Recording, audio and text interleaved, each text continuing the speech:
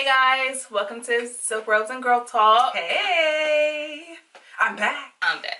And Happy New Year, Happy 2019. Yes, Happy New Year. I hope that everyone had a great New Year's Eve. We went to church and it was lit. Yes, it was lit for real. It was at the real party. Listen, the real party was in the house of the Lord. For real though, there's no other place that I wanted to be for New Year's. No, the whole thing about New Year's too is that even if you are out, everything costs 1 billion times more. Yeah. It's just, no. People are crazy. People are crazy. It's crowded. Yeah. Yeah.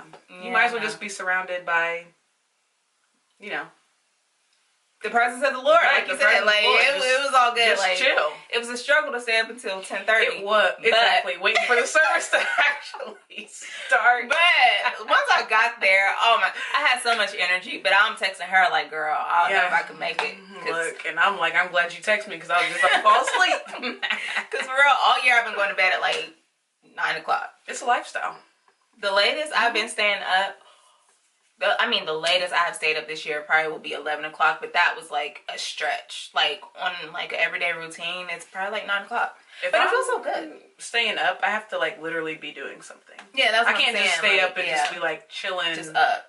Back in the day, you could just be up until awake. You remember in college, 12 o'clock, 1 o'clock, just up. Just up. Talking about the night still young. No. We are still young. We're just maturing. We're maturing. Yes. When you get older, you appreciate the little things, such as sleep, which is really a big thing. A huge thing. Yeah. To be able to function because, listen, anyways. Okay. So. This video is not about sleep. So today we will be reflecting on our 2018 and things that we expect or hope for, wish for, pray for our 2019. So, do you want to go first? What is your biggest lesson that you learned in 2018? If you could put it all into one word and really describe what you mean, what was your biggest lesson for 2018? Well, the one word would be transition, because there's a few new transitional things that happened in 2018. And to just sum up my year, for the most part, it was a year of calm. Nothing too crazy popped off. But it does seem like the year, although it was calm for the most part, it seems like the year just drug out. I feel like forever. 2018 kind of tried to kill us all. Well, okay. It was a lot. Well, for me, I don't know about all of us, but I feel like that transition, it kind of was I don't know, it really well, for me, it tested me. Yes. It tested me, yes, yeah. But, we made it. And that goes for all of us. Tell the tale. Yeah, that goes, I know there's a lot of people that y'all probably went through hell and things didn't go the way you planned, but just look at it this way, you made it. Right, and even for me, my year was calm for the most part, and your year was the opposite of calm for the most part, but we ended up at the same endpoint. Yeah, we made it. So, irregardless of how your 2018 went, each of us has a new year to start over. And at the end of the day, we're blessed. I went through hell, but at the end of the day, I realized that I'm so blessed. I'm so very blessed, right. And it made me really appreciate things that I normally would take for granted. So, but what else? Did you want to go into more? Yeah. So my lesson for 2018 was I can't expect people to read my mind and, magically figure out by staring at my face all the things that are bothering me. That they know. Yes. So I really it's a true struggle for me to express my emotions. Obviously not the happy emotions, everything's going great, right. But the emotions where it's you have to have those difficult conversations, or you feel something's really weighing on you, but you don't want to ruin the moment, so you don't want to say nothing, but it really eats you alive inside. Yeah. Those things. So I would just keep it all bottled up and then get angry at people because they didn't know what it was that I was feeling or thinking. But it's really, you got to take responsibility for that, and I have, and that's part of one of my changes for 2019. Because you're really doing yourself and you're doing that person or whoever it is a disservice when you do not speak up. Because like you said, we cannot read minds. So you're the one suffering inside, but no one really even knows that you're suffering because you're not speaking up. Yes. So, I mean, definitely, no one likes conflict. Exactly. And, you feel like everything's going great and well, but they're like, man, that really bothers me, or that really hurt my feelings. And there's a way to address it. Right. That doesn't have to be confrontational.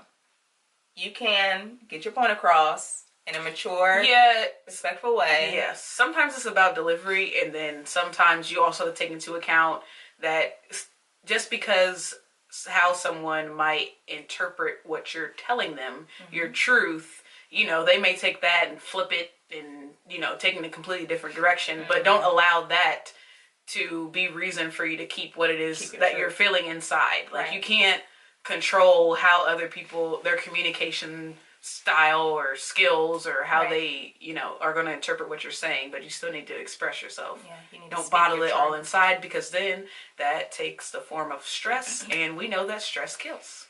So don't stress out. When you keep it all bottled up inside, it's just affecting you. Yeah. Mm-hmm. Well, I'm proud of you. I'm proud of you for speaking up, because I know, like, we've had our conversations, and I'm like, you need to speak up. Yeah. It's really a lot, too. And when the crazy thing is when you become an adult and then you get into adult situations, you really, and how you handle things, like your communication style and everything is basically a learned behavior. And it makes you look back in retrospect, like, where exactly did I learn this behavior? At what point did I feel like my emotions or feelings were not valid enough for me to express within, my various life relationships? And then it makes you look back on that. Right. Which is good, too, because you get to learn yourself as a person. It's not, necessarily to point blame at anyone, but that actually helps you grow as an individual when you look back and you actually trace, how you ended up to be the way that you are. And it's never too late to change and, develop new communication styles and more healthy habits for yourself. Yeah. And it's never healthy to keep anything bottled in. Like, even if it's just journaling, even if it's like you talking to someone, a friend, a counselor, a pastor, or just literally just talking to God, like, you need to get that out. Like, when you let all that out, it creates like healing, like, and it creates peace within you. Like, you need an outlet, a healthy outlet.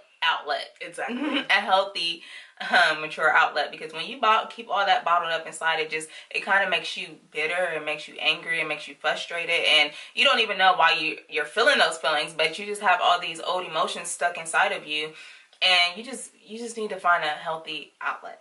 Right, that actually gives you a true release, because you can have an outlet that, it may, not drugs and alcohol, literally just getting it out of your system. Right, without damaging your, physical body. Because, like, those things like drugs and alcohol, you can forget about the thing for the moment. But those things are always going to creep back. And, they keep creeping back. So now you done developed a whole nother habit that's affecting you in a whole different way. So it's definitely important to channel your emotions, in a healthy direction, for sure. But you can't get away without talking about, your one word for your year. Okay. And, this is not just my word for this year is definitely, 2018 was humbling. Like, for me, I definitely grew in my relationship with God, and I really had to just check myself, like, hold up. Like, I serve a God. I serve a God that literally spoke this earth and everything in this world into existence. Who am I to tell him, like, how my life should go? Right. Who am I to tell him what's best for me? You know what I'm trying to say? Like, it was just really, like, I will say I checked myself, but really God checked me, because it was just like, you don't know nothing. Like, I know literally the end from the beginning, and I know everything, so who are you to tell me how your life should go? So I literally, like, my life was just, you can say humbling, you can say, it was like total surrender. Like, all right, God, you know more than I do, so I'm going to just surrender, and I'm going to just do what you tell me to do, because, like, for me, like, I've always tried to be in control, control of my life. Yes. Like, I want control of everything. I want a lot of people can relate to control of, like, how this should go, who I should be with, who I should be friends with. And it's just like, you know, God kept checking me and checking me and checking me. And it's just like, all right, do what you want to. It's going to lead you in this path that you don't want to go. So it was just like, I really had to humble myself and go into total surrender to him and just allow him to, like, lead and guide my steps. So yeah, that's my word for me. It's definitely humbling. I had to what am I trying to say? I had to go through a lot of pain to get through this point, but it was definitely worth it. I love and accept every challenge that I went through in 2018 because it definitely made me stronger. I had a lot of growth. That's another word that I can use for 2018. I've grown. Yes, which I think is good so for much. any year. Like, if you look back on a year that you've had and you haven't grown in any way, shape, form, or fashion, you know, may need to reevaluate that. But the thing as far as, like, growing your relationship with God too,